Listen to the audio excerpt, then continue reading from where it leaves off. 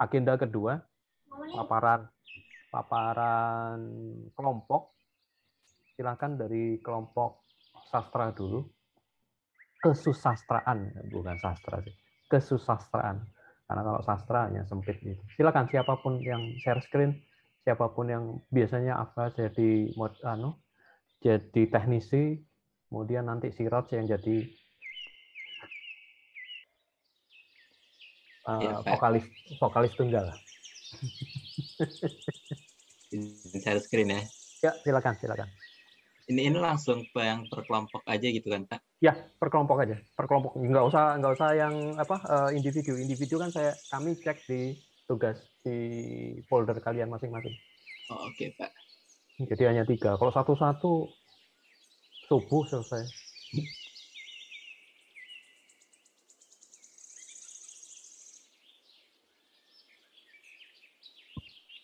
Yap, silakan. Bismillah, perkenalkan kami dari kelompok sastra akan presentasikan hasil dari apresiasi mengenai 3 puisi kami. Ini yang pertama ada puisi Aku Ingin, terus ada Bougainville, dan ada apa satu lagi? Karangan Bunga. Nah, yang akan dijelaskan oleh Hansen. Hansen, ada Hansen? Ada aja. Oke, silakan Hansen. Baik, terima kasih banyak Abjal. Nah, jadi untuk puisi Aku Ingin ini mungkin teman-teman sudah mencari tahu juga gitu ya, terkait beberapa referensi gitu di Google atau mungkin menurut pandangan teman-teman juga gitu ya. Namun dari kelompok kami menyimpulkan bahwa konteks dari puisi ini adalah bermakna kerinduan gitu ya. Kerinduan yang begitu dalam dari sang penyair untuk mencintai kekasihnya apa adanya gitu ya. Ini tercantum pada kalimat kayu apa dengan kata yang tak apa aku ingin mencintaimu dengan sederhana. Berarti si penyair ini ingin mencintai seorang itu dengan apa adanya aja gitu. Dan segala keterbatasan yang ada apa tadi tentang nah itu segala keterbatasan yang ada padanya gitu. Sang penyair ini menembus keterbatasan itu semata-mata untuk mencintai sang kekasih. Next, yang nah, puisi ini mengangkat tema yang sederhana, isu percintaan ya, selalu memiliki ruang di hati para penikmatnya. Isu percintaan juga merupakan suatu yang selalu mendampingi kehidupan setiap insan. Nah, ini apa namanya yang kami sepakati gitu untuk kelompok kami. Seperti di bait pertama, puisi ini menjelaskan tentang kesederhanaan sebuah cinta, namun mengundang banyak pertanyaan dan persepsi tentang kesederhanaan itu sendiri. Nah, kemudian keambiguan ya, keambiguan ini adalah suatu hal yang membingungkan gitu. Keambiguan tersebut dijawab di bait-bait selanjutnya dengan menganalogikan pada bait pertama. Penulis menganalogikan kesederhanaan cinta. Itu seperti sebuah kata yang tidak pernah bisa terucap oleh kayu pada api yang membakarnya. Kemudian konteks dari puisi ini kembali kepada penulis tekankan melalui penganalogian yang selanjutnya yaitu seperti isyarat yang tidak pernah bisa disampaikan oleh awan kepada hujan. Nah ini sebenarnya sebuah isyarat yang sama seperti kayu kepada api yang membakarnya, yang menjadikannya abu gitu di puisi tadi. Itu sama sebenarnya gitu maknanya. Kemudian kedua bait yang penulis jelaskan sudah sangat jelas menggambarkan sebuah penyesalan atas dirinya yang tidak bisa berbuat apa-apa dan rasa kecewa dan sakit yang muncul setelahnya adalah buah dari penyesalannya. Nah, penulis ini menjelaskan bagaimana cara dia bisa mencintai seorang tersebut walaupun hatinya terus ditimpa kekecewaan. Nah, kesederhanaan cintanya tumbuh menjadi cinta yang penuh keikhlasan. Dia sadar dirinya tak akan mungkin ya, tidak akan mungkin sempat dan bisa melakukan apapun pada cintanya itu. Nah, untuk puisi ini menggunakan majas personifikasi. Majas personifikasi tercantum pada kalimat itu tadi apa mengumpamakan benda mati gitu ya, mengumpamakan benda mati ya kalimat kayu kepada api yang membakar yang menjadikannya abu, kemudian awan kepada hujan yang apa tadi di puisinya. Nah, intinya di situ di kalimat itu yang majas personifikasi yang apa menggambarkan ya sebuah penyesalan dan juga kekecewaan tentang kesederhanaan cinta yang dialami si penyair. Nah, persamaan bunyi di setiap baris terdapat di bagian awal kata dan akhir kata yang apa ya, menggambarkan bahwa penegasan sang penyair gitu, bahwa memang benar-benar serius gitu dalam menyampaikan puisinya gitu, dalam menyampaikan cintanya gitu dalam hal ini. Nah, penulis menggunakan kata-kata yang lazim digunakan sehingga pesan yang ingin disampaikan penulis lebih mudah ditangkap oleh pembaca. Nah, itu terkait puisi Aku Ingin. Silakan Abjad lanjut.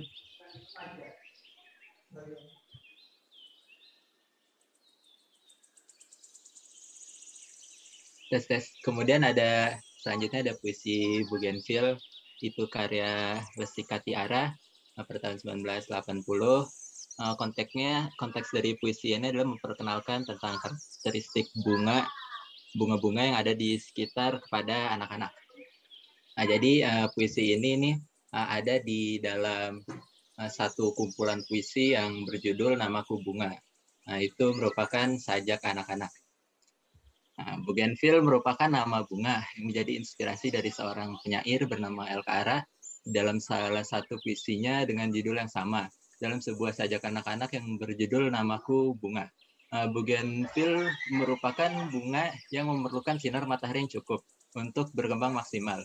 Juga bisa hidup di hampir semua media tanam dan juga harus dipangkas agar tidak terlalu limbun, sehingga bunga bisa mekar maksimal. Warnanya berwarna-warni. Bunga ini juga berasal dari Brazil. Namanya terinspirasi dari nama seorang pengemudi kapal. Puisi ini merupakan sebuah perkenalan aku yang merupakan bunga Bougainville. Namun dilakukan atau diperkenalkan oleh penyair itu secara terbalik.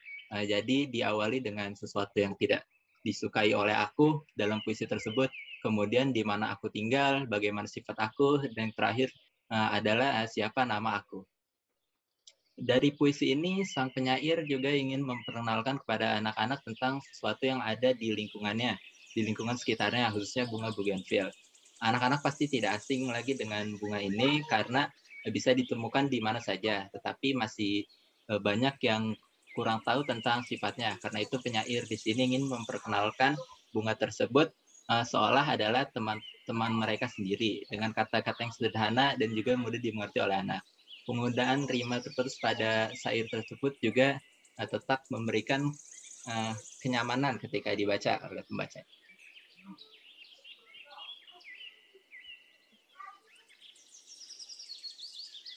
Kemudian ada puisi Karangan Bunga yang akan disampaikan oleh Ahmad Siroj. Selanjutnya ada puisi Karangan Bunga karya Taufik Ismail. Ini dibuat pada tahun 1966, Pak. Maaf di sini salah penulisan. Dengan puisi itu, 3 anak kecil dalam langkah malu-malu datang ke Salemba sore itu. Ini dari kami bertiga, kita hitam pada karangan bunga, sebab kami ikut berduka bagi kakak yang ditembak mati siang tadi. Adapun konteks puisi Karangan Bunga itu sebagai gambaran kejadian setelah terjadinya peristiwa penembakan terhadap seorang mahasiswa Universitas Indonesia oleh pasukan Cakrabirawa pada tahun 1966.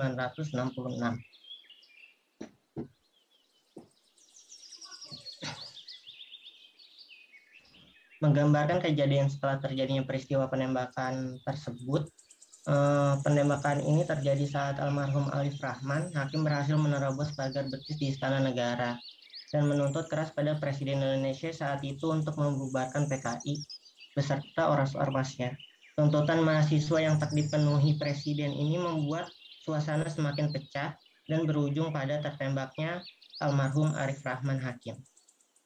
Tema dan suasana mengangkat tema kepahlawanan. Puisi berjudul Karangan Bunga menggunakan nada sedih karena penyair mengarang puisi ini dalam keadaan belasungkawa, sedangkan suasana haru karena pembaca akan tersentuh hatinya dengan diksi-diksi yang dibuat sedih oleh penyair. Rima pada puisi ini penulis menggunakan rima bebas, terlihat dari penggunaan setiap kata-kata yang berakhirannya itu cenderung bebas. Diksi puisi ini mempunyai kata-kata denotasi, lugas, dan mudah dipahami. Majas yang digunakan dalam puisi ini adalah majas perbandingan atau asosiasi.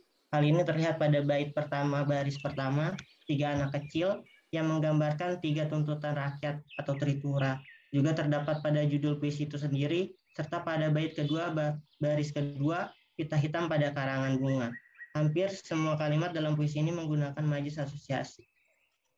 Majis metafora juga digunakan dalam puisi ini. Diumpamakan 3 anak kecil seperti mahasiswa yang sedang berjalan datang ke Salemba dengan malu-malu.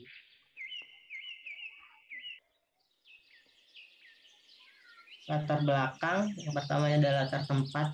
Puisi ini mengambil lokasi di kampus UI Salemba yang merupakan basis mahasiswa dalam mencanangkan aksi demonstrasinya menuntut Presiden Soekarno. Latar waktu, ada 2 latar waktu yang tersurat dalam puisi ini. Yang pertama adalah waktu sore hari, di mana semua orang telah berkumpul di Salemba untuk berkabung, berduka atas meninggalnya almarhum Arif Rahman Hakim. Yang kedua adalah latar waktu di siang hari saat terjadinya penembakan oleh pasukan Jakra Birawa. Terus ada latar suasana. Jelas tergambar suasana sedih dan berkabung dalam puisi ini. Suasana ini semakin jelas saat 3 anak kecil ini memberikan karangan bunga yang berpita hitam dan saat disebutkan bahwa kakak tersebut mati ditembak. Mungkin itu Pak dan Bu yang bisa kami sampaikan. Terima kasih. Oke, terima kasih kelompok sastra. Mungkin dari kelompok seni pertunjukan dan seni rupa ada komen?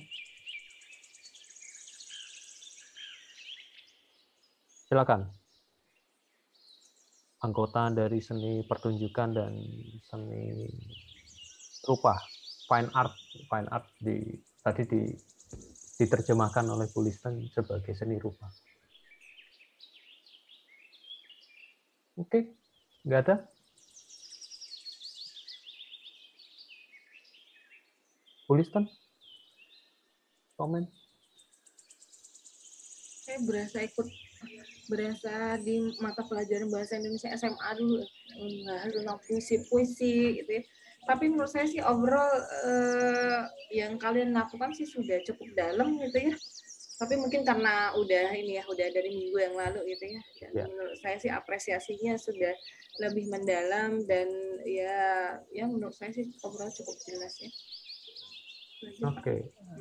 Terima kasih Bu Listen. Jadi ini menariknya di kelompok ini berani mengulik sampai ke jauh ke belakang, latar belakang puisi itu, latar belakang tiap puisi itu bagaimana dan segala macam. Dan itu apa ya? Itu hal yang bisa dikembangkan untuk mengapresiasi, bahkan nanti untuk melakukan studi-studi. Kalau di dalam perancangan itu ada studi preseden. Jadi memahami konteks waktunya dulu. Tapi mohon bisa izin saya yang gantian share screen. Siapa? Stop share dulu ya. Ya, sebenarnya bisa dibuat multi sih. Oh. Nggak apa-apa. Oke, nanti kita cek apakah bisa. Saya iseng untuk membandingkan dengan puisi yang pertama itu kan puisi Sapardi itu sangat apa ya, hit gitu loh. Bahkan dia menjadi soundtrack film Cinta dalam Sepotong Roti.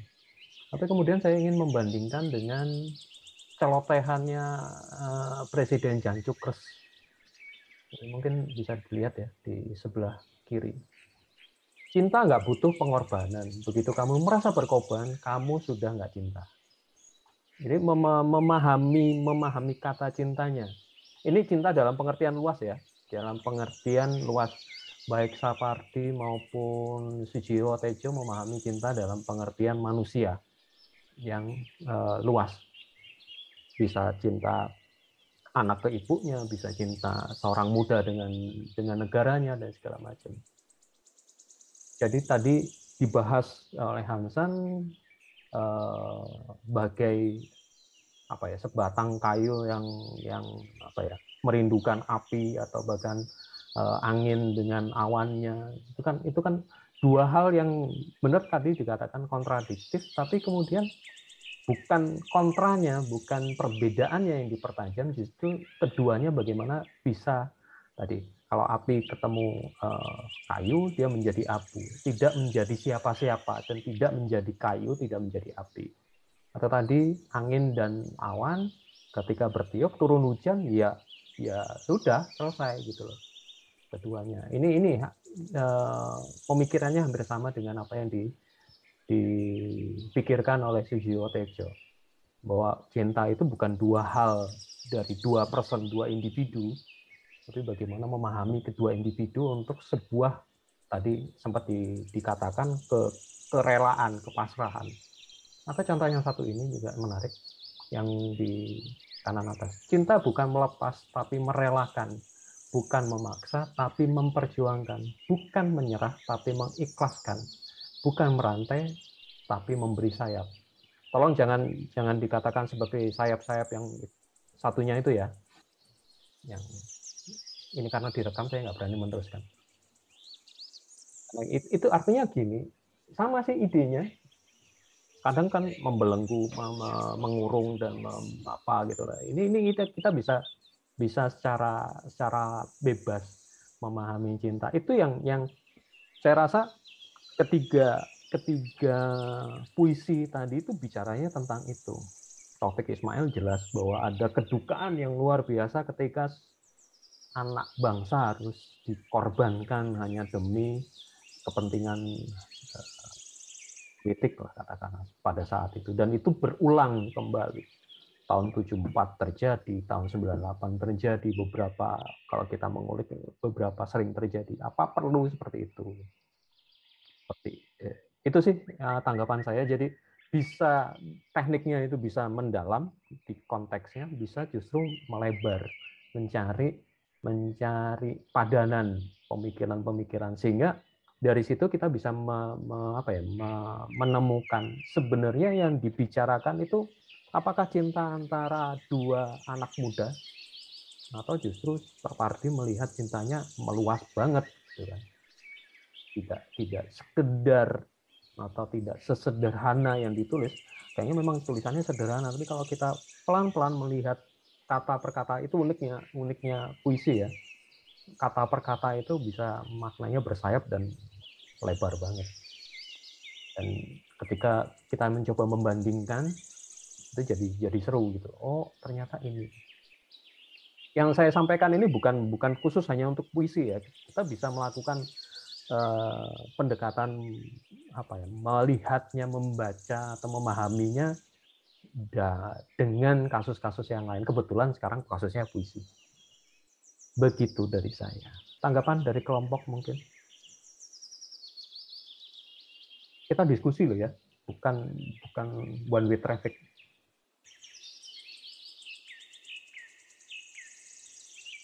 Masih mute, salah. Kayaknya berkomat kamit. Enggak. Oke. Kalau enggak kita lanjut ke seni pertunjukan. Kayaknya seni musik semua yang diambil. Yep. Silakan. Izin share screen. Silakan.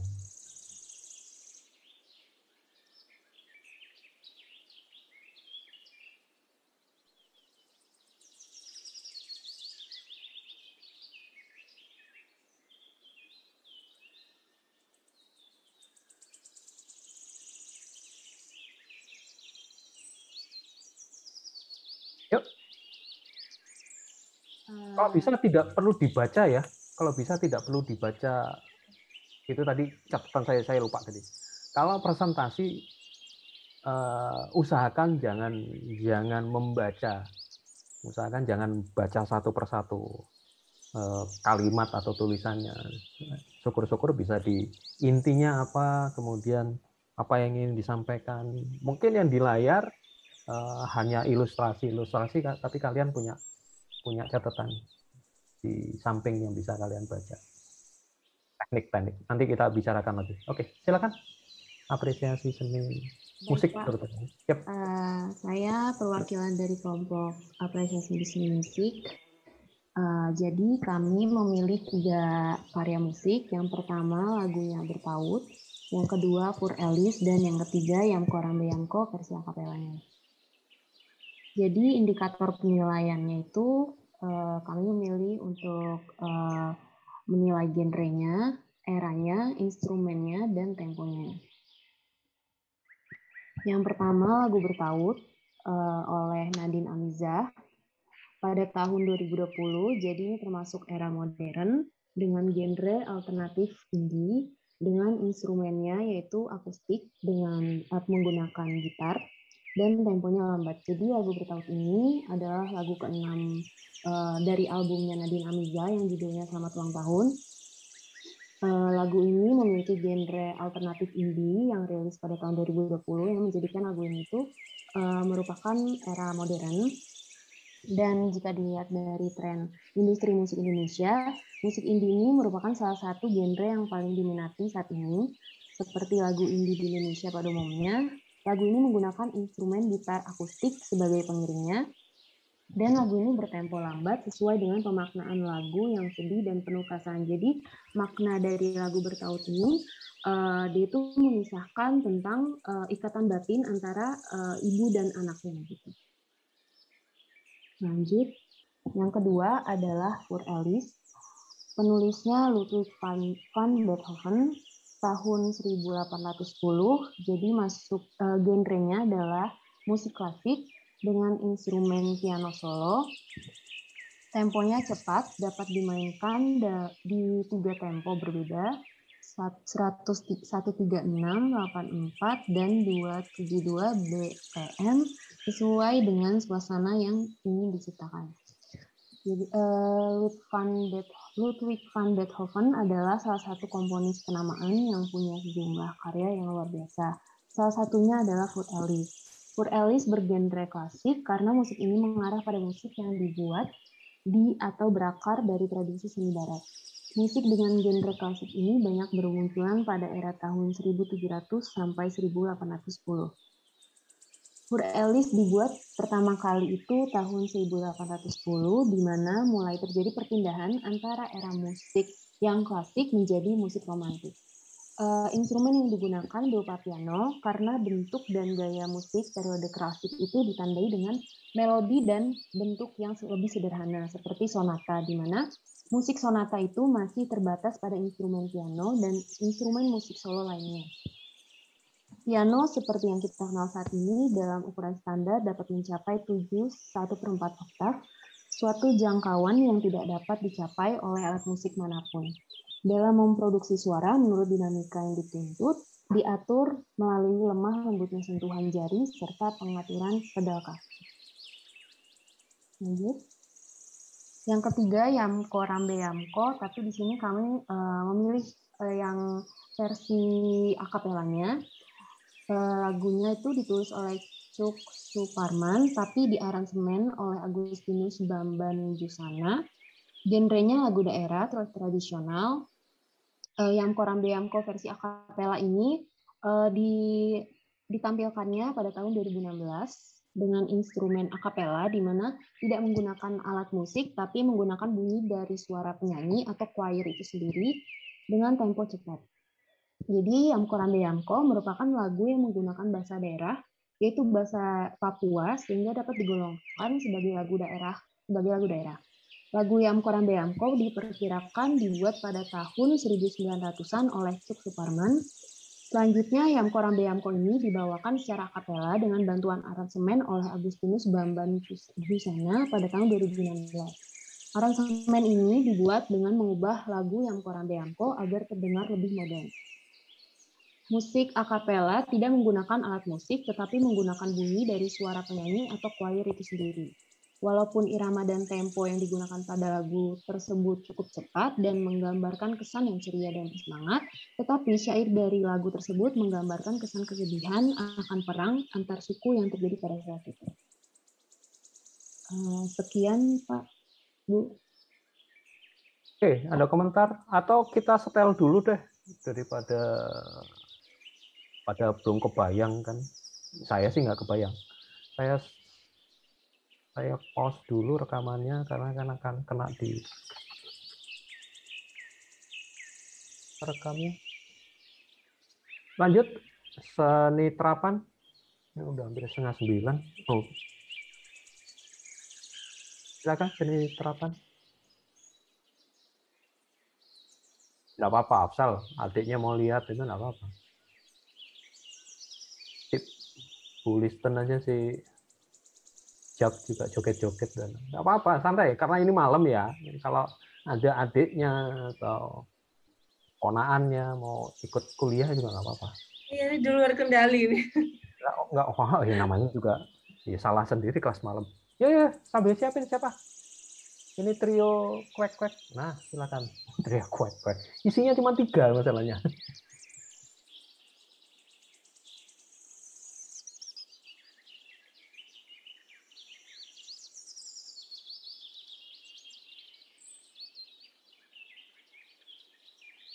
Yuk, langsung aja.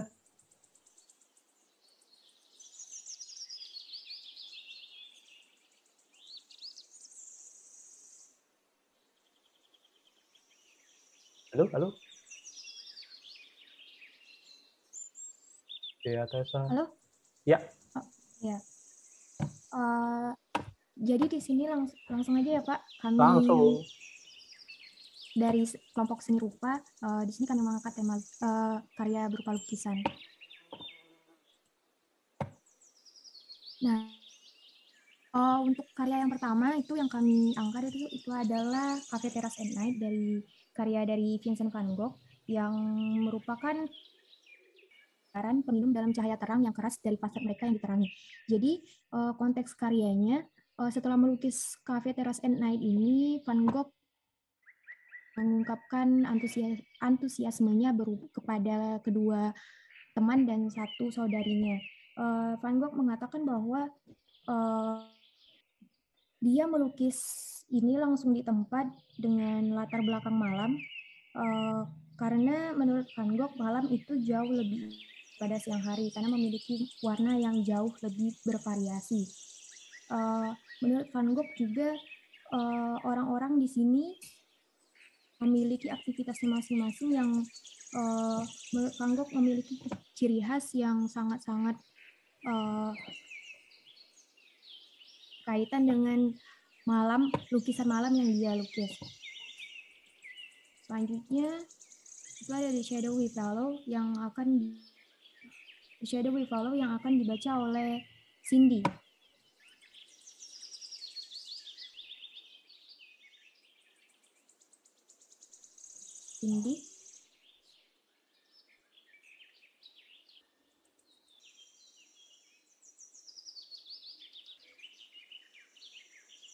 Kalau kendala, kamu habiskan aja deh ya, nggak apa-apa. Oh ya, langsung. Ya, Jadi tiga-tiganya. The Shadow We Follow ini dari Luc Schaden tahun 2018. Konsep karyanya ini, si pelukis ingin menyampaikan bagaimana putih dan hitam ini dipresentasikan melalui simbolisme yang sangat sering konotasinya dari baik dan jahat. Konteks karya di sini si pelukis menggambar seorang wanita yang dibalut oleh kain putih dan juga rambut hitam yang terurai dengan latar belakang kabut yang sangat gelap dan juga bayangan-bayangan yang mensitasikan bahayanya orang-orang yang saat ini yang mudah untuk mempercayai berita yang belum diketahui kepastiannya. Selanjutnya itu adalah Crash yang akan disampaikan oleh Siti Aisyah.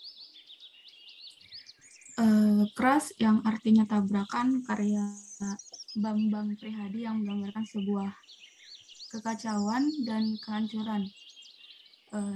Ini dapat dilihat melalui bagaimana pelukis itu menarik garis dan bermain warna. Ternyata di balik kekacauan dan kehancuran pada lukisan tersebut, Bambang Prihadi nyatanya melukiskan keadaan gempa yang terjadi di Yogyakarta. Bambang Prihadi ingin menyampaikan untuk mengingatkan manusia akan kuasa Tuhannya. Mungkin itu saja. Selanjutnya. Silakan kalau dari kelompok lain ada komentar. Oh, belum, Pak. Oh, belum. Belum selesai. Itu oh iya, sorry. Ya, lanjut. Lalu untuk apresiasi kelompok, di sini kami menjadikan ekspresi dan atau narasi sebagai indikator penilaiannya. Dari ketiga lukisan ini, yakni Cafe Terrace at Night, lalu juga ada The Shadow We Follow, lalu yang terakhir itu adalah Crash. Si pelukis itu sama menyelipkan makna yang sangat mendalam tentang lukisan-lukisan tersebut. Dari Cafe Terrace at Night itu ada sebuah gambar salib di si pelayan yang memang merupakan beberapa ciri khas dari lukisan Van Gogh. Karena memang Van Gogh ini merupakan anak dari seorang pendeta, sehingga karakternya yang menjadi seorang religius itu juga tersampaikan di lukisan ini. Van Gogh juga melukis bintang pada posisi yang tepat, namun dengan sentuhan yang dilebih-lebihkan. Jadi menurut Van Gogh, melukis bintang hanya dengan meletakkan titik putih di atas langit biru itu tidak cukup untuk merepresentasikan sebuah seni. Jadi Van Gogh itu menuangkan ekspresinya dan juga emosinya ke dalam lukisan ini berupa bintang yang bisa dibilang cukup dilebih-lebihkan dengan warna dan juga bentuk yang sangat beragam. Lalu juga ada The Shadow We Follow. Si pelukis ingin menyampaikan pesan bahwa saat ini banyak orang yang mudah percaya akan berita yang belum tentu kepadanya. Di sini kita bisa melihat bahwa ada seorang wanita yang rambutnya terurai seakan-akan tidak bisa melihat lagi mana arah yang benar. Jadi dari lukisan ini sangat bisa ditangkap makna dari apa yang ingin disampaikan oleh si pelukis. Lalu yang terakhir crash, garis-garis yang tidak beraturan, terus juga bidang segitiga, ada juga segi empat yang tidak beraturan itu dimaknai oleh pelukisnya tentang bagaimana gempa itu merusak sebuah wilayah, rumah, terus juga emosi dari para korban gempanya. Jadi di sini sangat bisa dilihat kekacauan itu dari lukisan yang disampaikan oleh pelukis Crash ini. Itu saja Pak dari kelompok kami. Terima kasih. Komentar dari kelompok lain?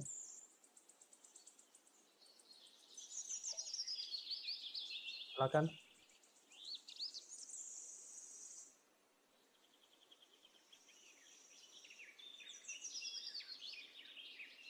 Yuk. Sastra, musik. Tidak ada. Tuliskan mungkin.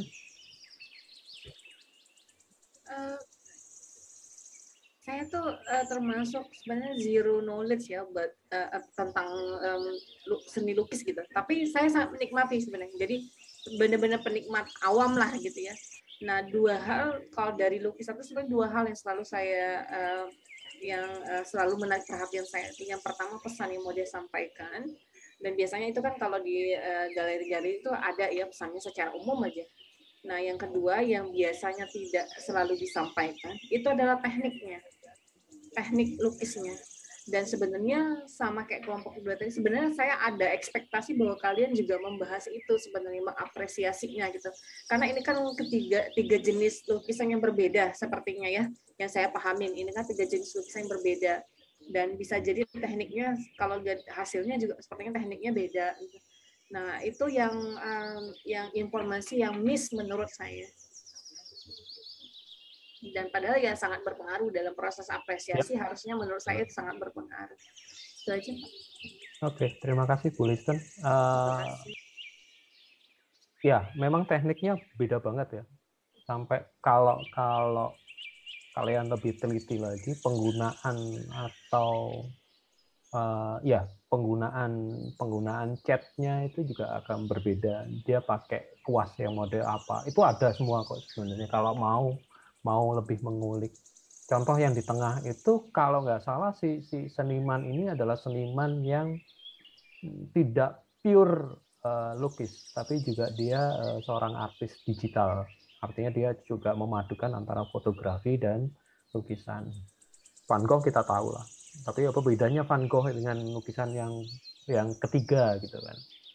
Itu punya teknik dan punya pemilihan warna yang berbeda. Kembali lagi ke pernyataan Bu Listen tadi, pemilihan warna itu juga mencerminkan atau ingin menyampaikan pesan seperti apa yang mau disampaikan. Kenapa sih justru cerita tanda kutip narasi tentang gempa bumi justru dimunculkan dengan warna merah, warna-warna cerah gitu kan. Tapi justru yang kedua apa sih namanya, di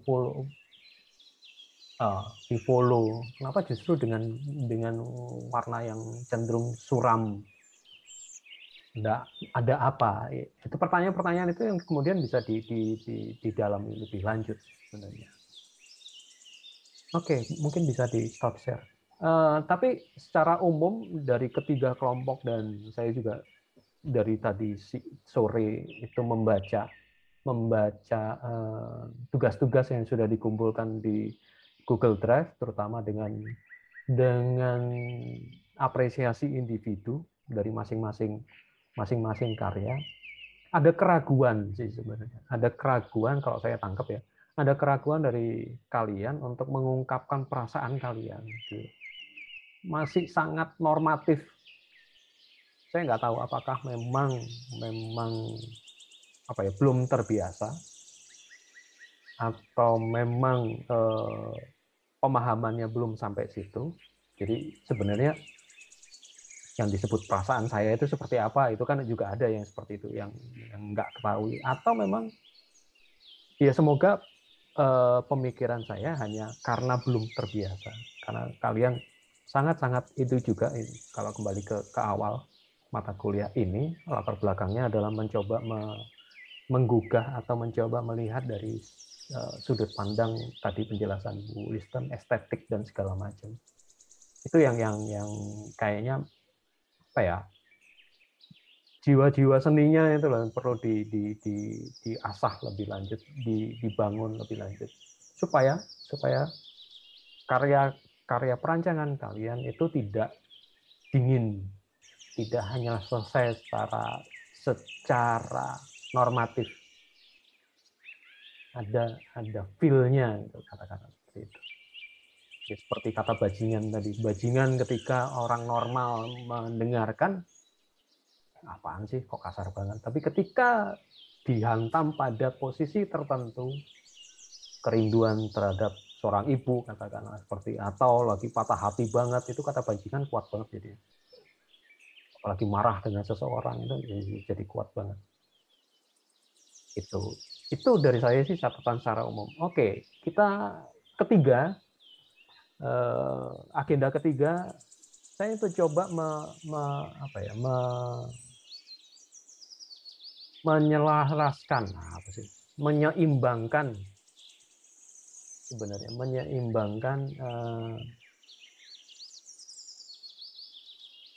menyeimbangkan posisi kelompok ini. Ini kelompok udah bagi 3 benar, tapi jomplang banget nih. Hanya 3 orang, satunya 10 orang. Efeknya adalah saya tidak akan meminta Anda berpindah dari satu kelompok ke kelompok lain, tapi saya undi. Ini 10 orang, dan sebenarnya masing-masing kelompok akan berisi 8 orang.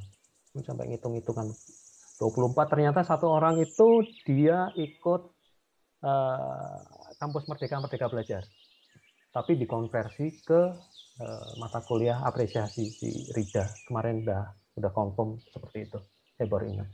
Jadi kita jumlah peserta total adalah 24. Kalau dibagi 3 kelompok menjadi masing-masing 8. Sehingga di sini akan berkurang 2, di sini akan berkurang 3.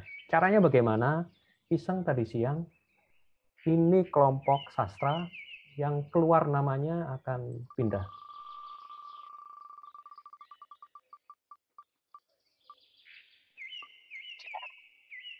Wah, kelompok langsung keluar. Wih, mohon maaf. Absa.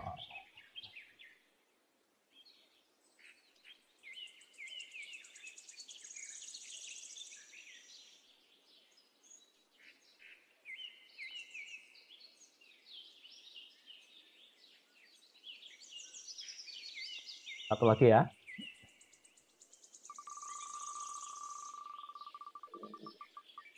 sementara nanti Ambruk Fadil Rahman.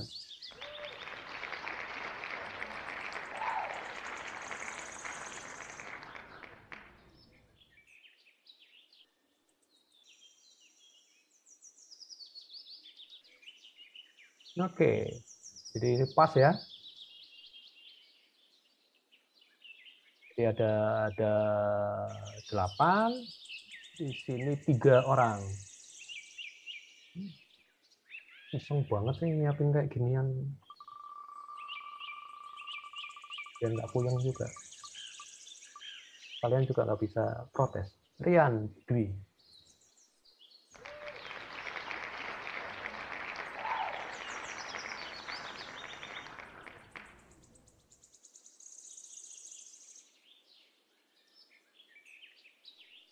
Salah saya. Harusnya ini juga.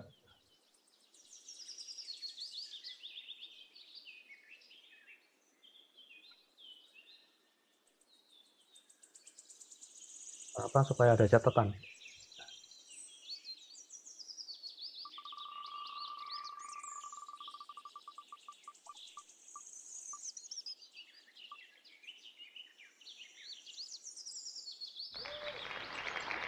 Mania.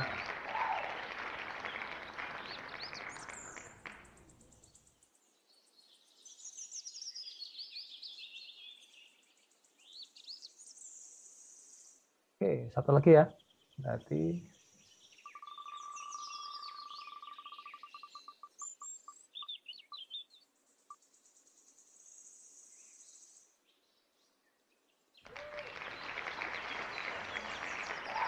Dewan Tinggi.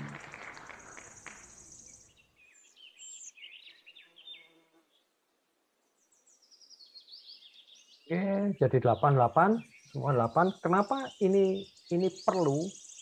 Karena tugas kita selanjutnya adalah melakukan identifikasi estetik. Kalau kalian perhatikan di e-learning atau RPS, saya ada kesalahan, saya mengakui saya ada kesalahan. Ternyata ini perhitungannya sebelum UTS jadi 9 kali pertemuan.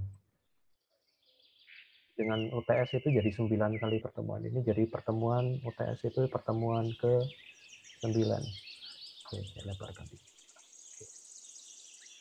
Sehingga teknisnya adalah minggu depan kita sudah menggabungkan estetik ini, estetik karya arsitektur dan workshop. Karena materinya sudah diberikan tadi oleh Bu Listen. Caranya bagaimana? Kalian akan melakukan identifikasi terhadap 3 karya ini. Itu kenapa saya membagi menjadi tiga kelompok yang rata. Tapi yang untuk minggu depan yang kalian lakukan dan nanti dikumpulkan di Google Drive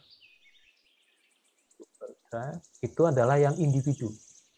Kalian melakukan apa yang disarankan atau apa yang ditampilkan oleh Bu Listen tadi. Itu kenapa silahkan buka YouTube-nya, silahkan buka materi dari Bu Listen. Itu ada beberapa kan tadi, ada warna dan segala macam. Itu yang dilakukan di Google Drive, dan materi itu masing-masing dari kalian akan menjadi materi atau menjadi bahan untuk kita workshop secara berkelompok. Lalu pada penulisan, kalau kalian nanti lihat di minggu berikutnya, jadi 2 minggu dari sekarang, itu ada tahapan penulisan. Kita akan melakukan pengujian secara bergilir, jadi tidak semuanya. Jadi ini UTS yang individu. Nanti gantian. Mungkin bahkan bisa dua kelompok ya, supaya tidak terlalu malam. Saya menguji, Bu Listen menguji, kita split. Nanti gimana teknisnya nanti di via WA. Lalu di tanggal 4 Oktober, ketika Mas Ray Rich itu hadir, kalian akan melakukan paparan yang kelompok. Berkelompok. Jadi supaya tidak terlalu banyak 25 orang. Dan Mas Riris akan melakukan penilaian. Jadi bukan kuliah tamu, tapi akan memberikan penilaian sekaligus memberikan sudut pandangnya. Kenapa sih bangunan ini ada? Kenapa sih bangunan ini? Kita mengulik lebih dalam lagi. Mungkin itu. Ada pertanyaan dulu sebelum ada undian berikutnya. Jadi yang kalian coba persiapkan adalah 3 materi ini. Kalian juga bisa buka raw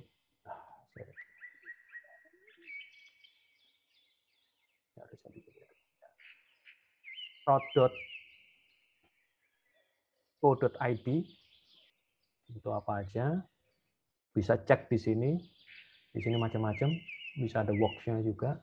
Atau blognya Riris, stripridge.org, ini blognya.